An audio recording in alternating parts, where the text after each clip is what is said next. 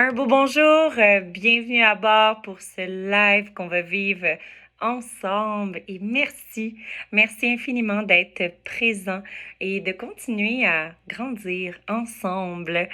Alors, c'est vraiment beau ce qui se passe sur cette plateforme-là. Vous avez du bonbon qui vous est servi à chaque semaine. Alors, pour ceux qui n'étaient pas là lors de mon premier atelier, je me présente Valérie Lemelin, thérapeute en soins énergétiques et nouvellement, j'enseigne ma technique à des thérapeutes, ma technique unique que j'ai créée moi-même. Alors, commençons. Aujourd'hui, quel sera le sujet? De quoi nous allons parler? Alors, ça va être vraiment, l'atelier va se miser sur optimiser son intelligence émotionnelle afin vraiment de développer une écoute active et son empathie. Je dois vous avouer que le nom m'a pas turné on dès le début, mais j'ai tellement de connaissances et ça m'a tellement aidé à ce niveau-là dans mes relations pour éviter les conflits. Alors, vraiment, j'ai hâte de vous partager ça. Je vous dis, c'est encore une fois, du bonbon. Alors, on va naviguer ça ensemble. Aujourd'hui, je vous challenge. Je vais commencer avec ça. Je vous challenge parce qu'aujourd'hui, on va parler de l'écoute active. Alors, je vous invite à justement le pratiquer ici et maintenant. Parce que si vous voulez apprendre sur l'écoute active et vous commencez à le pratiquer lorsque vous écoutez cet atelier, ben ça va être encore plus un win-win. Pourquoi? C'est parce qu'au lieu de juste entendre un paquet de phrases pendant que vous faites à souper, pendant que vous faites votre ménage, vous conduisez, vous allez être vraiment 100% présent et ça va vraiment s'intégrer, toutes les notions vont s'intégrer dans toutes les cellules de votre corps. Alors, ce sera beaucoup plus mémorisé à ce niveau-là. Alors, je vous invite, si le cœur vous en dit, au lieu de l'écouter d'une oreille, faire 12 099 affaires, commencez donc à appliquer l'écoute active à partir de maintenant. L'écoute active aussi, c'est d'être dans le ici et maintenant quand notre petite tête amène des pensées.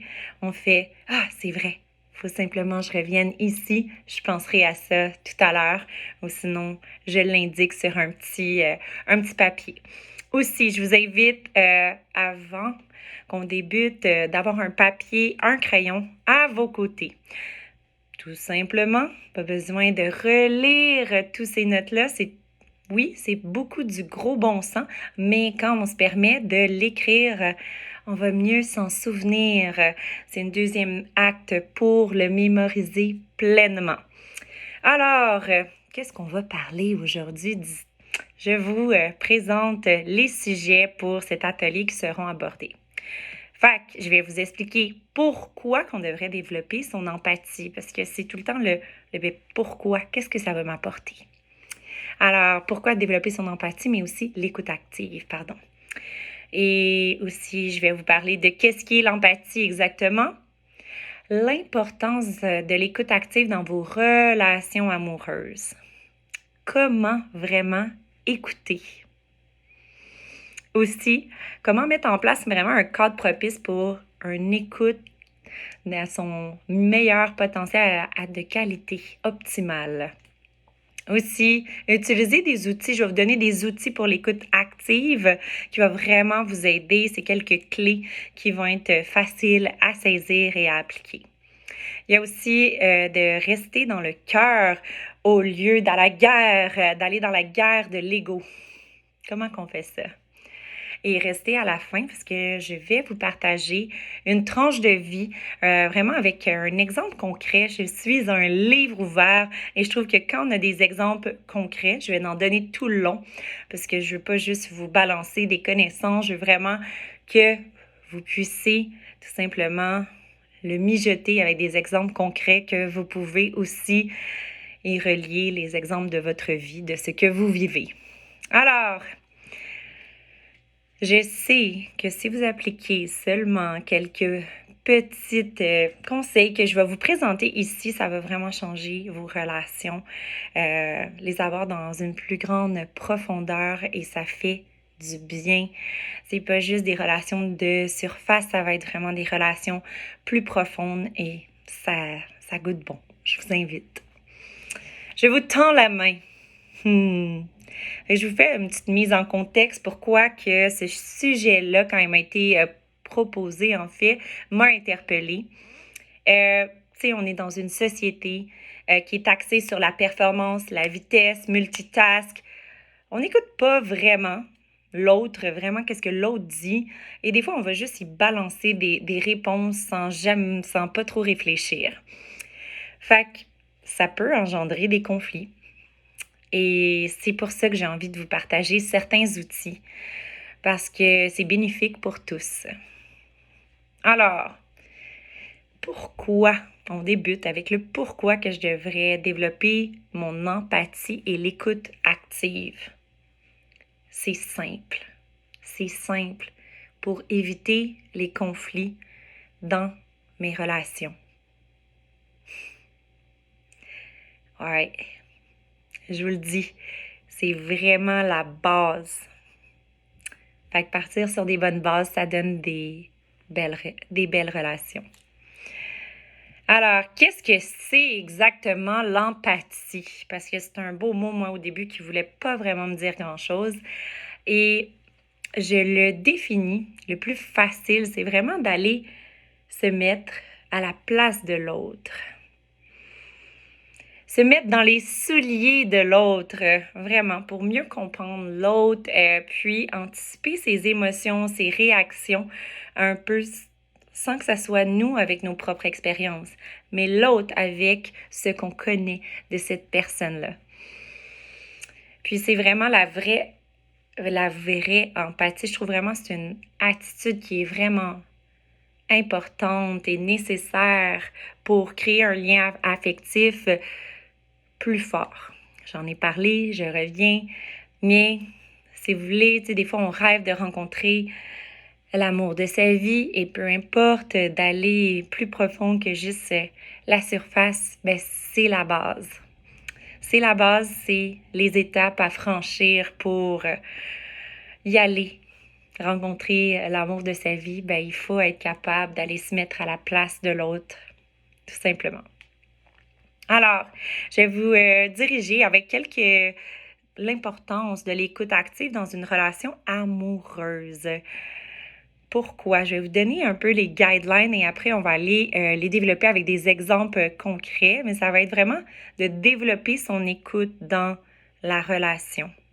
Fait que, tu sais, de le pratiquer avec des fois son amoureux ou une meilleure amie, c'est des fois un peu plus facile ou juste une personne que vous avez rencontrée que vous sentez qu'elle a encore plus d'ouverture à le faire. Alors, il va y avoir aussi se mettre à la place de l'autre et saisir vraiment sa réalité, mais accepter qu'on est tous différents. Puis, on a tout un bagage différent aussi, puis il ne faut pas l'oublier. D'en prendre conscience. On le sait, mais c'est juste un reminder, tu sais. On a tous marché un différent chemin et il faut le prendre en considération. Il y a aussi découvrir ce qui est vraiment exprimé par l'autre afin de mieux l'interpréter. Parce que souvent, on va l'interpréter selon notre vécu, selon nos expériences. Mais si on revient au point zéro, ça l'aide, ça l'adoucit. C'est ce que je vous invite à faire. Il y a aussi maîtriser les techniques qui facilitent l'expression de chacun. L'interlocuteur, alors il y a une personne qui va prendre parole et le laisser terminer au lieu de le couper et embarquer par-dessus. C'est ce que je vous invite à faire. C'est le respect de tous. Je sais que des fois, le feu est là, on a envie d'ajouter quelque chose, mais de demander permission à l'autre personne si elle a terminé avant d'ajouter et de retenir. Et d'essayer de le retenir, mais pas juste de penser à ça, vraiment écouter ce que la personne nous dit. Et ce qui montrera, quand la personne aura terminé, ce sera parfaitement aligné.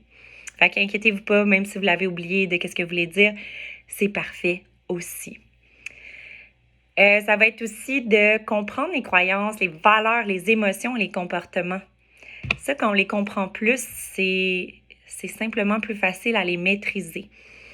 Parce que quand on est dans la soupe est chaude, puis là, on est dans l'émotion, on va avoir des tendances à exploser et on embarque dans des guerres d'ego où est-ce que là, dans la guerre, il faut un gagnant, puis c'est pas ça qu'on veut.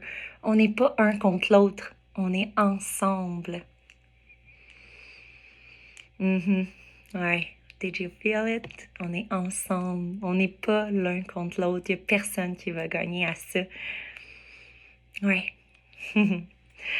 Dernier point avant d'aller développer, ça va être de s'entraîner à respecter, à rester, pardon. S'entraîner à rester empathique sans se laisser submerger par les émotions. Alors, je vais aller développer plus pour certains points qui étaient plus ou moins clairs, mais ça va être tout simplement de débuter avec comment mettre en place un cadre qui est propice à l'écoute, une écoute, mais de qualité. C'est ça que vous voulez. Fait qu'il va y avoir vraiment des règles de base. C'est vraiment choisir le meilleur moment, puis le lieu propice à l'écoute.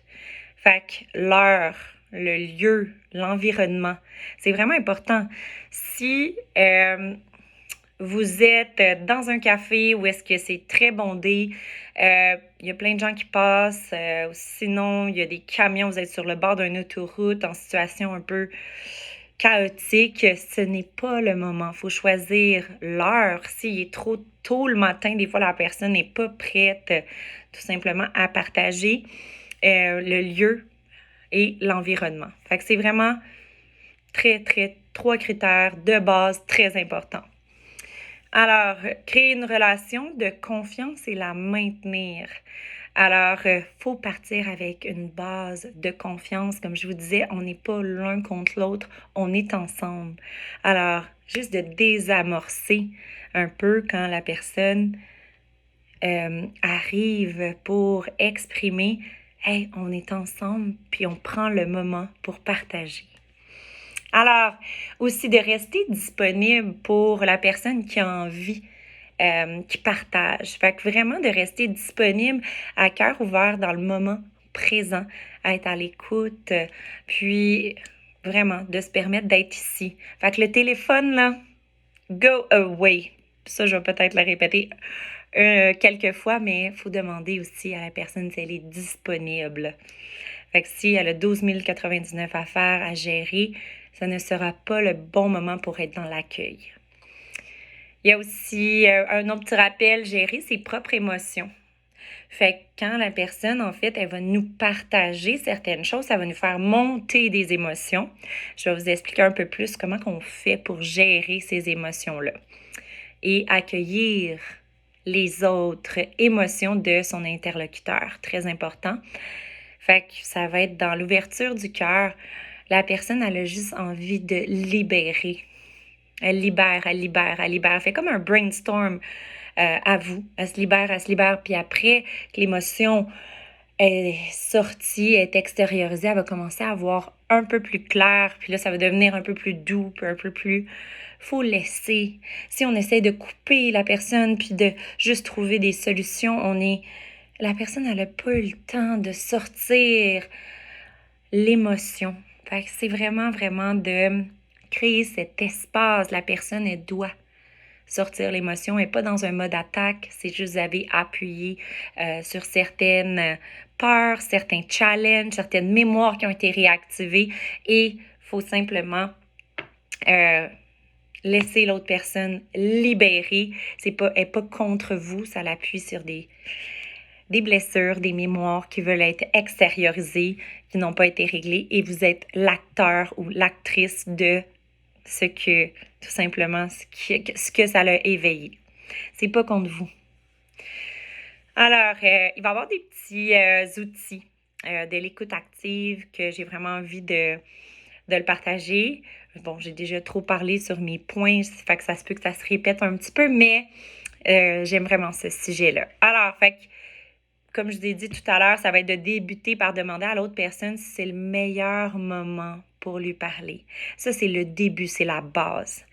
Fait que si la personne a dit que c'est pas le bon moment, c'est de le respecter, de respecter que ce n'est pas le bon moment et de recéduler et de se choisir un meilleur moment. Ça, c'est vraiment la base. Puis, fait qu'on recédule, parfait, on le fera ce soir après souper, vu que ce matin, on n'a pas le temps ou quoi que ce soit, ou tu as trop de choses à faire, tu n'es pas disponible dans le ici et maintenant. Alors, par la suite, ça va être choisir un lieu calme. Je l'ai parlé un petit peu plus haut, mais un peu plus haut, pardon.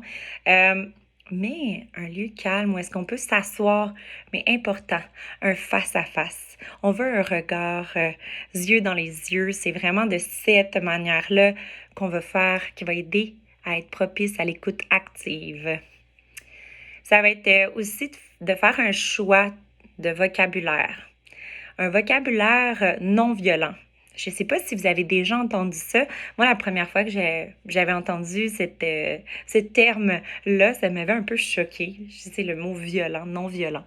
Mais en fait, ça nous arrive. Fait que quand on est des personnes qui sont très, très expressives, très théâtrales, c'est qu'on vit les choses intensément. Fait qu'il n'y a pas de problème avec ça.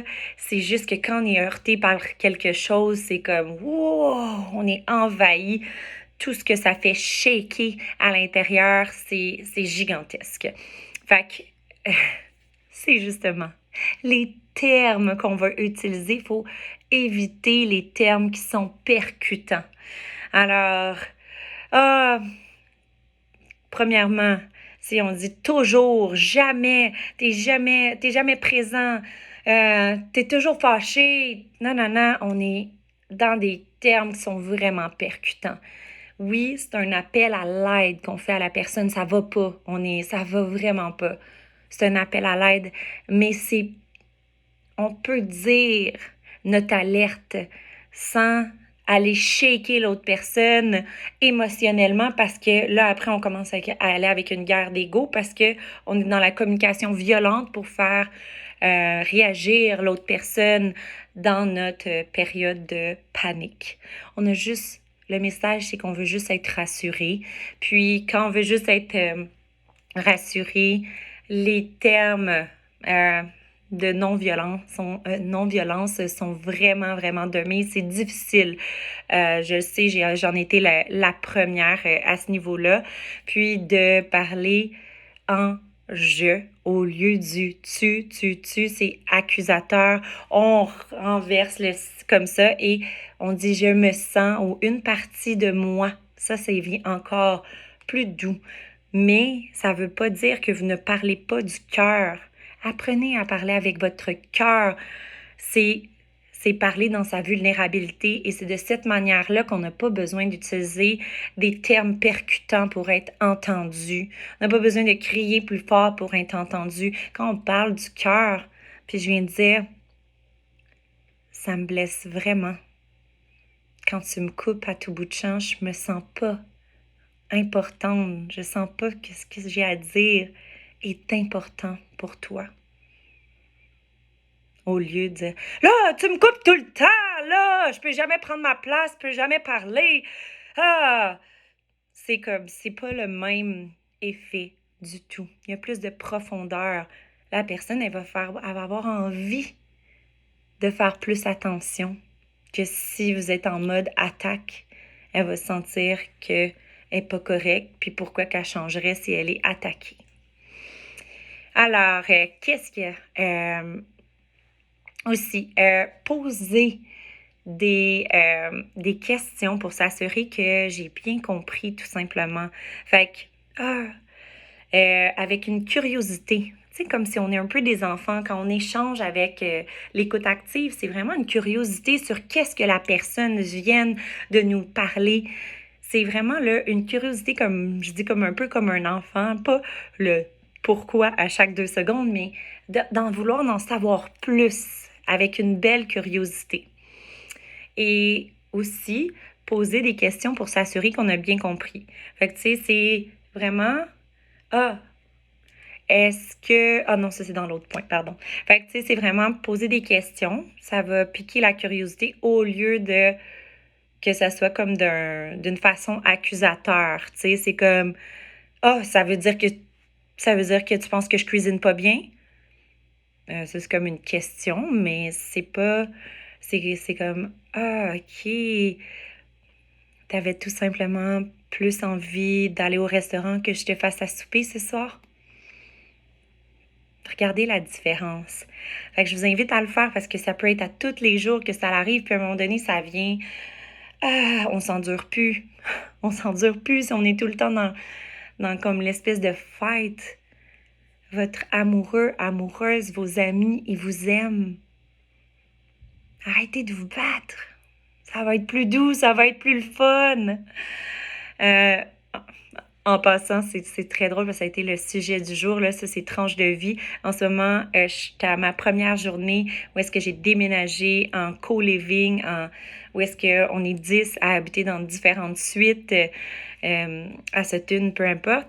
Et c'est vraiment la communication qui est de mise parce qu'on habite plusieurs ensemble, on partage plusieurs lieux, mais c'est ça. Fait que c'est vraiment de communiquer, communiquer, communiquer, de vérifier, de poser des questions et tout ça. Fait que c'est de mise pour que tout soit possible ici, pour une cohérence, une harmonie, puis de la douceur. On n'a pas envie d'être en bataille avec 10 personnes. Ça va être lourd. Fait que c'est douceur et harmonie, puis on communique, on communique, on communique. Et je... Alors, l'autre point, j'allais le dire, j'ai failli le dire trop vite, mais c'est les reformulations pour vraiment s'assurer qu'on a bien compris. Fait que j'ai dit un peu tantôt, si j'ai bien compris, tu préférerais aller manger au restaurant au lieu que je te fasse à souper. Fait que oui, j'ai fait une question, mais on va vérifier l'information. Alors, il y a aussi le non-verbal, le regard, le silence, parce que le corps est notre véhicule et il parle énormément. Fait que quand on veut faire une écoute active, on peut rester curieux, on peut rester vraiment curieux à ce que l'autre personne va nous dire. Et par exemple, si on fronce les sourcils, puis on est comme... Tu sais, on est choqué, on fait des gros yeux, tu sais, tu fermes tu sais, le fameux, on ferme les bras quand l'autre parle. C'est que, hey, on veut comme une position de douceur et d'ouverture. Vous n'allez pas à la guerre, je vous le rappelle encore, là. C'est comme, vous n'allez pas à la guerre, il n'y a personne qui va gagner. C'est juste des échanges, c'est juste des gens qui vous apprécient, qui ont envie d'être en contact, en communication avec vous. Alors, il y a aussi de faire un regard dans les yeux quand on parle. Yeux dans les yeux, c'est vraiment, puis de maintenir. Et de maintenir le regard au lieu de regarder en arrière, regarder son cellulaire. Pas de cellulaire, s'il vous plaît, s'il vous plaît, s'il vous plaît, s'il vous plaît. C'est vraiment, vraiment de toute beauté. Puis, tu sais, les postures puis le langage du corps, c'est vraiment, je l'ai dit tout à l'heure, mais vraiment une ouverture. Là, on le voit pas, là, mais tu sais, j'ouvre les bras tout simplement à accueillir l'autre. Alors, c'est simple, mais on est posé, c'est parce que le corps parle. Si on est en mode contraction, l'autre personne va le ressentir. On n'est pas dans une période d'ouverture. Alors, il y a 4 trucs que je voulais vraiment vous partager pour vous aider à développer ce super pouvoir-là. C'est vraiment une belle qualité, définitivement. Fait que c'est vraiment le numéro 1. Ça va être d'écouter sincèrement pour comprendre. Écouter. Écouter. Attention. C'est pas facile de se taire, mais laisser le flot des choses. On les laisse faire, tu sais, le flot de paroles voudrait prendre sa place, mais on laisse faire, on let go. Tu sais, c'est vraiment, on se permet tout simplement d'être présent pour l'autre personne. Parce que, tu tu sais, c'est un des pires défauts, surtout moi, celui-là était très ancré en moi dans la communication parce que je coach des gens, bien sûr, et je suis là pour les aider. Et en cabinet, oui, ils viennent me voir pour me demander des conseils, ils me partagent leurs choses et je leur pose une multitude de questions. Mais ça fait partie de ma personnalité. Mais quand t'en fais un métier, aïe, aïe, aïe, celui-là, il était très difficile pour moi à défaire. Puis des fois, je me rembarque là-dedans. Puis là, je suis comme, non, laisse la personne. Fait que, tu sais, c'est vraiment, c'est, c'est difficile pour tous les coachs, puis tous ceux qui veulent. C'est des aidants, puis des sauveurs, puis des sauveuses. C'est difficile. Mais vraiment, c'est se taire et laisser le flot des choses qui passent en soi juste couler. Et quand ce sera à votre tour, ça sera à votre tour de parler, mais de vraiment s'intéresser à l'autre, qu'est-ce que l'autre dit, d'être dans le moment présent, puis de poser des questions, de démontrer un intérêt, de reformuler pour démontrer qu'on a bien compris et aussi juste d'être là, attentif, puis aussitôt, au lieu d'ajouter une phrase, moi aussi ça m'arrive, blablabla, blablabla, blablabla, on fait comme, ah non, attends, ok, on va juste dire, attends, efface, je m'excuse, parce que ça va nous arriver, mais au moins qu'on soit capable de le véhiculer, de le voir et de s'arrêter tout simplement, ça va être plus smooth. Alors, ça, c'était le numéro 1. On poursuit avec le numéro 2. Ça va être de mettre son jugement de côté. On n'a plus de jugement, plus d'ego. Wash away. Fait que, tu sais, c'est tellement facile dans notre société et c'est triste, à mon avis, de juger l'autre. C'est dans notre nature humaine. J'aimerais ça qu'on soit des petits animaux, des petits chatons des fois. Mais bon, on s'est incarné en humain, fait que on va apprendre à naviguer ça. Mais c'est ça, c'est dans la nature humaine d'analyser ce qui se passe selon nos propres critères, puis notre propre vécu. Puis souvent, dans le non-verbal, on va vraiment, ça va transparaître, tu sais, parce qu'on va faire vraiment comme avec la bouche, on va soupirer. Tu sais, on doit vraiment mettre de côté cette auto-analyse personnelle puis de résister à la tentation de juger, de commenter, de laisser vraiment transparaître nos émotions. Ça va être difficile. Il y a des fois qu'on va être comme ah, on ne pourra plus se contenir, surtout que moi, je suis vraiment expressive comme personne. Là, j'ai calmé mon feu un peu pour me partager de l'information qui est importante pour que vous soyez capable de l'entendre, de l'écouter, la savourer et l'intégrer dans votre corps. Mais, tu sais, ça va être vraiment là, c'est de ne pas donner de conseils à l'autre personne, à moins que l'autre personne nous demande précisément des conseils. Aïe, aïe, aïe.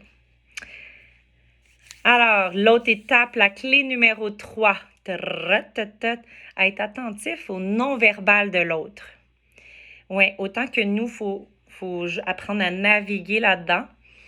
Mais nous, au lieu d'être oh, ah, yeah, quand l'autre personne nous dit pourquoi qu'on ne focuserait pas sur l'autre qui parle et essayer d'observer son non-verbal pour être plus attentif à ce que l'autre est en train de nous partager. Parce que 93% de la communication d'une personne, c'est dans son non-verbal. Fait que c'est vraiment majoritairement une attention aux gestes de l'autre. C'est comme son débit de la voix, son langage corporel. Il y a tellement d'informations. Allez déguster ça. C'est beau, ça fait du bien. C'est comme, tu sais, on va le savoir. Tu sais, moi, je suis rendue bonne là-dedans, mais j'ai trippé quand ça m'a permis de l'étudier, de mieux le comprendre. Il y a une multitude de pistes et même, ça permet peut-être d'aller plus poser des questions à la personne pour mieux comprendre.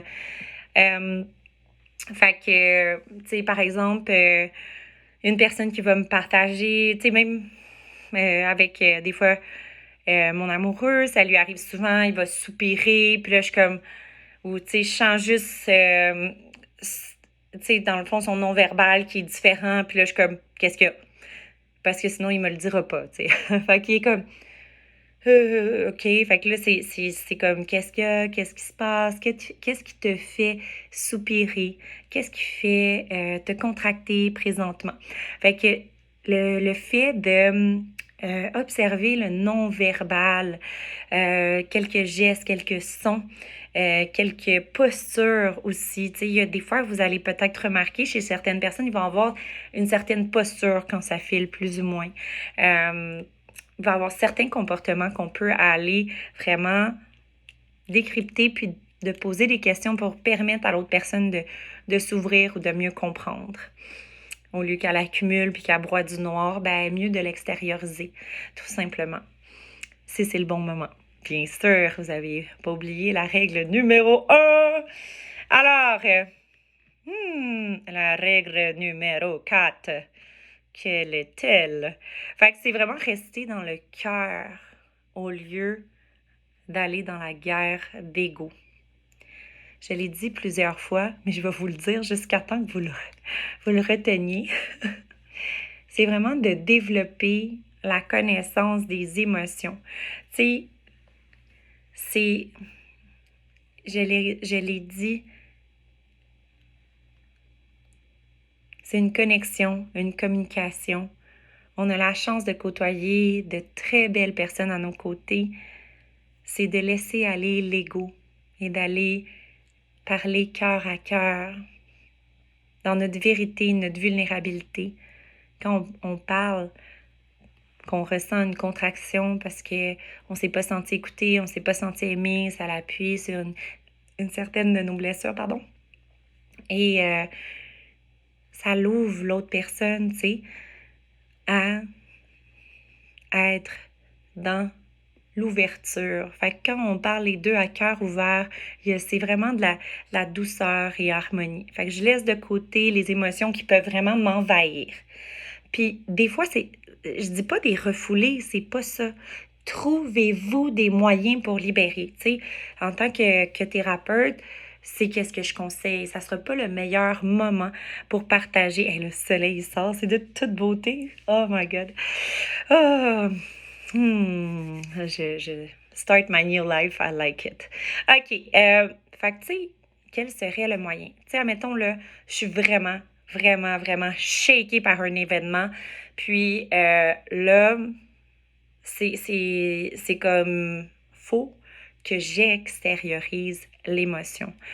J'ai une multitude de trucs que je vais vous partager ici. Alors, je suis submergée parce que il m'est arrivé une interaction et là, je veux en parler à la personne, mais là, je suis trop dans l'émotion. Ce n'est pas le moment pour aller échanger. Fait que qu'est-ce que je dis tout le temps à mon amoureux, à une de mes meilleures amies, peu importe, à mes amis, c'est comme, attends un peu, je vais libérer le trop-plein d'émotions et je te reviens. Fait que j'ai une multitude de techniques que j'ai envie de vous partager parce que ça fait partie de l'expérience humaine de vivre des émotions. Et oui, des positives comme des négatives. Il faut juste savoir comment les sortir sans exploser et faire mal à ceux et celles qu'on aime. Fait que, comment je fais ça? Moi, j'ai plusieurs techniques. Ah là, j'ai mis du rouge à lèvres pour être cute pour la... Fait que je prends mon petit coussin et je crie de toutes mes forces. Je crie de toutes mes forces. Et cette technique-là fait que je crie jusqu'à temps qu'habituellement je crack open. Je pleure. Ça va des fois me durer 30 secondes, 1 minute, 5 minutes. Ça, c'est une de mes techniques. Assez efficace. J'extériorise tout simplement la colère et ça fait un bien fou. Après, je commence à voir plus clair et je suis prête à parler à l'autre personne. Et souvent, il va falloir que je l'écrive aussi pour libérer ce qui a remonté. De l'écrire, de le mijoter, ou peut-être d'attendre aussi un petit délai, quelques heures ou le lendemain. Juste le temps que ça s'est déposé, ça l'a fait shaker des choses, ça a refait monter la poussière. Puis là, on veut revenir un peu plus groundé pour être capable d'aborder ça avec le cœur. Puis là, je vous ai parlé de l'oreiller, mais il y a plein de techniques. Il y a aussi de s'asseoir dans sa voiture ou juste d'écouter des chansons qui vous font pleurer parce qu'il faut l'extérioriser. Tout ce qu'on n'exprime pas s'imprime dans le corps, ça fait une accumulation, puis après, c'est là qu'on explose. On explose, on explose, on explose. Puis après qu'on on a souvent des interactions avec telle personne en garde d'ego parce qu'on a juste vraiment beaucoup accumulé de non-dits, d'émotions refoulées. Alors, de l'écrire, d'écouter des chansons qui vous font pleurer pour juste libérer, pour juste pleurer, ça fait du bien, OK? On libère de la tristesse, on libère la colère, on libère peu importe l'injustice, la peur d'être abandonné, certaines peurs vont remonter. Puis, ça va juste permettre d'adoucir le tout. Alors, dans le fond, ça, c'est des techniques. Vous pourrez trouver et explorer vos propres techniques de libération pour être plus dans la douceur. Fait que ça va être le but, ça va être d'être plus, d'avoir libéré, je serai plus en paix, puis je vais être plus disponible pour l'autre et moins centrée sur moi, qu'est-ce que je vis, puis j'ai vécu ça, puis nanana, puis que là, ça va, parfait, je suis disponible. Fait que moi, j'avertis déjà mes amis, puis ça passe super bien. Je ne suis pas disponible, je suis trop dans l'émotion présentement. Je vais te revenir. Je vais te revenir quand je vais être disponible. Ça peut des fois être une journée comme ça peut être 15 minutes, 5 minutes. Alors, j'espère que ça vous a aidé. C'est pas fini, le croustillant s'en vient. Tranche de vie. J'avais envie de vous partager. J'ai oublié de donner un exemple avant. En fait, c'est quelque chose que j'ai appris. Je me suis adaptée. C'est un exemple que je voulais donner en haut, puis j'ai oublié de le donner. Mais de s'adapter à l'autre personne pour communiquer. Moi, je suis une personne super intense. Je suis expressive. J'aime faire des gestes, parler avec beaucoup d'enthousiasme. Et quand, dans les débuts, je parlais à mon amoureux, il était comme « mais là, parle moins fort, il me disait pas ça. Parle moins fort, t'es fâché. J'étais comme, il est anglophone, fait que des fois, il comprenait pas, mais je suis comme, non, je suis juste freaking happy de ma belle journée, il s'est passé ça, c'était, oh my god, ta ta ta ta ta ta ta ta ta. Puis il était comme, tu sais, c'est à peine s'il mettait pas comme un, comment on appelle ça, pas une armure, un bouclier pour vraiment comme se protéger tellement que j'étais intense. Fait que j'ai appris à un peu diminuer, je veux pas, tu sais, c'est ma vérité, c'est comme je suis. Alors, je voulais pas diminuer ma vérité non plus, mais je me suis permis de diminuer un petit peu mon intensité quand je lui parle si je veux qu'il soit dans son mode de réceptivité, tout simplement. Alors, je reviens à la tranche de vie. J'adore donner des exemples concrets de ma vie parce que je suis un livre ouvert et à chaque fois que j'ai des beaux apprentissages, j'aime ça les partager. Fait que avec une de mes très bonnes amies, on a eu une super belle communication authentique, puis avec une belle exemple d'écoute active. Alors, une de mes amies, elle m'a dit qu'elle était challengée parce que je donnais des petits soins, tout simplement, quand on était en groupe, entre amis, je donnais des petits soins à d'autres personnes. À la fois, c'était comme ma manière bienveillante de redonner à mes amis. Fait qu'il y avait un petit peu mal à quelque part, au cou, à l'épaule. Fait que je leur donnais des petits soins. Puis, elle me dit que ça la challengeait, ça la dérangeait, puis j'arrivais pas à comprendre pourquoi ça la dérangeait.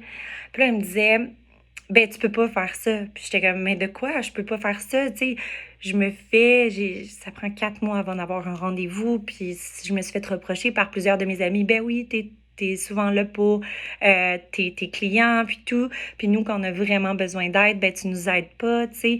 Puis le week-end, mes amis me demandent, notre groupe d'amis me demande souvent des soins parce qu'ils veulent essayer, parce qu'ils ont mal ci, ils ont mal là, mais j'ai essayé de mettre le plus possible mes limites, bien sûr, parce que sinon, tu fais juste travailler tout le week-end. Mais parfois, je dis aux gens, je me respecte, je suis en vacances si j'en sens vraiment l'appel, tu me verras tout simplement le faire intuitivement. Fait que maintenant, les gens me demandent plus, mais qu'est-ce que je veux dire, c'est que je me faisais souvent demander. Et c'est le fait que je ne demandais pas toujours à la personne et aux gens de l'entourage si ça les dérangeait pas. Puis, j'arrivais pas à comprendre parce que je suis comme, ah, mais tu sais, on est un groupe de personnes à cœur ouvert qui veulent juste s'entraider. Puis, tu sais, si je t'aide à libérer ton mot, tu sais, ton mal de cou, peu importe, ton nerf sciatique, on devrait tous être contents, tout ça, un challenge émotionnel que tu as vécu. Mais il a fallu qu'elle me donne des exemples concrets puisque j'arrivais pas à saisir. Je suis comme, mais voyons, moi, c'est ma manière de redonner de l'amour, de l'attention aux gens que j'aime. Puis, elle m'a donné tellement... Puis là, j'étais là, je veux le comprendre, sinon, je ne vais pas être en mesure de l'honorer. Puis là, on a déblatéré, parce que j'étais comme, mais qu'est-ce qui dérange là-dedans? Puis elle était comme, OK, si moi, par exemple, j'étais une personne qui aimait vraiment ça, être nue en tout temps, est-ce que je serais obligée d'imposer ça à tout le monde? Il y a des gens qui seraient super heureux de ça. Il y a des gens, par exemple, qui seraient comme, OK, cool, mais un petit malaise. Puis il y a des gens qui pourraient vraiment être choqués par ça. Alors, c'est vraiment de tout simplement, dans mon apprentissage, là, j'ai vraiment pu figurer avec un exemple concret qu'est-ce que ça lui faisait à l'intérieur d'elle. Puis là, j'ai pu m'adapter, puis justement, la rassurer que merci, parce que je vais m'assurer qu'à la personne, des fois, qui me l'a demandé il y a 2 mois, ben, que ça résonne encore avec elle, d'avoir son petit soin et de soit me dégager du groupe et de vraiment, sinon de le demander aux gens. Parce que oui, la fois que ça l'avait dérangé, c'est que la personne, elle avait libéré des larmes. C'était des larmes de joie, dans la douceur et harmonie, mais c'est tout simplement qu'elle n'avait pas nécessairement envie de vivre cela. Fait que ça a été vraiment, vraiment un beau partage grandissant. Puis de pouvoir me mettre dans ses souliers avec un exemple concret auquel euh, je, je peux vraiment relate, ça m'a vraiment apaisé puis appris. Tu sais, aussi, il n'y a pas tout le monde qui aime se faire toucher, même s'ils m'ont demandé un soin il y a 2 ans, ben c'est le respect, oui, de l'autre, même si c'est un petit massage de cou, de main, ben il n'y a pas tout le monde qui aime ça, être dans la bulle de l'un et l'autre. Oui, on est des amis, on est proches et tout, mais ça a été un beau peaufinement, étant donné qu'il y a des mois d'attente, puis que mes amis aimeraient vraiment ça d'en avoir. J'avais pas vu ça de cet angle-là. Fait que si elle me l'avait pas mentionné, elle aurait pu s'éloigner de moi, créer un froid. On aurait perdu, elle aurait pu en parler à d'autres au lieu de venir parler à la personne concernée en me parlant cœur à cœur. Ça nous a permis vraiment de se rapprocher, puis encore plus de parler dans notre vérité, puis vraiment de s'accueillir, de moi grandir et de elle encore plus grandir et d'avoir confiance à encore plus parler dans sa vérité. Fait que j'ai un petit, c'est ma petite, c'était ma petite histoire tronche de vie. Et je voulais vous dire un petit proverbe de Dalai Lama. Alors, le truc, c'est que tu le dis super vite, comme ça passe bien. Non, je vous taquine, il y a des fois que je m'enfarge dans son nom, là, je pense que ça a bien été. Thumbs up. Fait que, qu'est-ce qu'il dit? Une belle citation. C'est de mettez-vous toujours à la place de l'autre.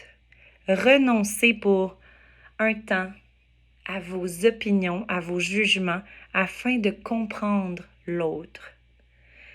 Bien des conflits peuvent être ainsi évités. Fait que, tu sais, je trouve que ça faisait un beau wrap sur ce qui a été parlé aujourd'hui. Puis, il y a vraiment beaucoup d'informations sur l'empathie, sur l'écoute active. Je vous invite à écouter même des fois quelques podcasts pour vous faire des petits reminders pour juste upgrader votre écoute active et votre empathie parce que on veut juste rise up all together puis créer un monde meilleur. Puis, tu sais, si jamais il y a des questions en bas, en bas de cette petite vidéo-là, je vais pouvoir y répondre avec plaisir. Puis, pour vrai, merci pour votre intérêt, votre temps que vous avez pris à connecter ensemble pour devenir tous des meilleures personnes. Fait que merci, bonne fin de journée, au plaisir, on se revoit dans quelques semaines pour un autre atelier ensemble. Je m'appelle Valérie Lemelin, je n'hésite pas à venir me voir sur Facebook, Instagram. Au plaisir. Bye bye!